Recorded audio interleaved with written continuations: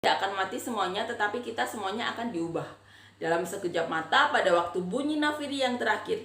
Sebab nafiri akan berbunyi dan orang-orang mati akan dibangkitkan dalam keadaan yang tidak dapat binasa, dan kita semua akan diubah. Karena yang dapat binasa ini harus mengenakan yang tidak dapat binasa, dan yang dapat mati ini harus mengenakan yang tidak dapat mati. Dan sesudah yang dapat binasa ini mengenakan yang tidak dapat binasa, dan yang dapat mati ini mengenakan yang tidak dapat mati, maka akan genaplah firman ya Tuhan yang tertulis, maut telah ditelan dalam kemenangan. Hai maut, di manakah kemenanganmu? Hai maut, di manakah sengatmu? Sengat maut ialah dosa, dan kuasa dosa ialah hukum Taurat. Tetapi syukur kepada Allah yang telah memberikan kepada kita kemenangan oleh Yesus Kristus Tuhan kita. Karena itu saudara-saudaraku yang kekasih, berdirilah teguh, jangan goyah, dan giatlah selalu dalam pekerjaan Tuhan. Sebab kamu tahu bahwa dalam persekutuan dengan Tuhan, jerih payahmu tidak sia-sia. Amin ya. Amin. Amin ya. Di sini Paulus menulis mengenai kebangkitan tubuh. Dan yang kita perlu garis bawahi ya, dikatakan,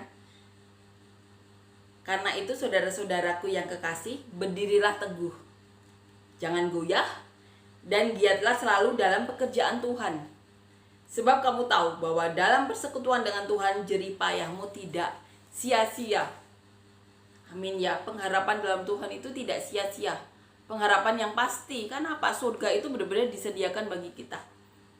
Yang membuat Petrus, Paulus, dan para rasul, para murid lainnya itu kuat menjalani apa yang mereka alami selama di dunia. Karena apa? Pengharapan mereka itu tidak akan sia-sia. Surga itu benar-benar ada. Dan mereka menjadi saksi-saksi mata bagaimana Tuhan Yesus melakukan mujizat setiap harinya. Kebangkitan Tuhan Yesus, mereka menjadi saksi mata bagaimana mereka ditemui Tuhan, 500-an lebih orang. Dan mereka melihat bagaimana Tuhan Yesus naik ke surga. Mereka diminta untuk menunggu pencurahan Roh Kudus, janji Bapa. Mereka mengalami hal-hal yang luar biasa. Surga itu mereka rasakan saat bersama Tuhan Yesus. Dan saat mereka mengalami hal-hal yang benar-benar tidak dibayangkan manusia lain ya, bagaimana kesakitannya diri mereka. Bahkan Petrus disalib, terbalik. Tapi mereka teguh. Karena apa? Karena surga itu benar-benar disediakan Tuhan bagi mereka. Jadi saat mereka mengalami apapun, mereka kuat. Kenapa? Karena mereka tahu akhirnya semuanya akan ditinggalkan.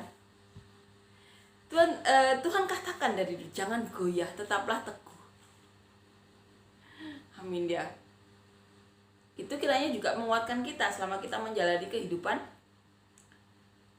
di dunia ini.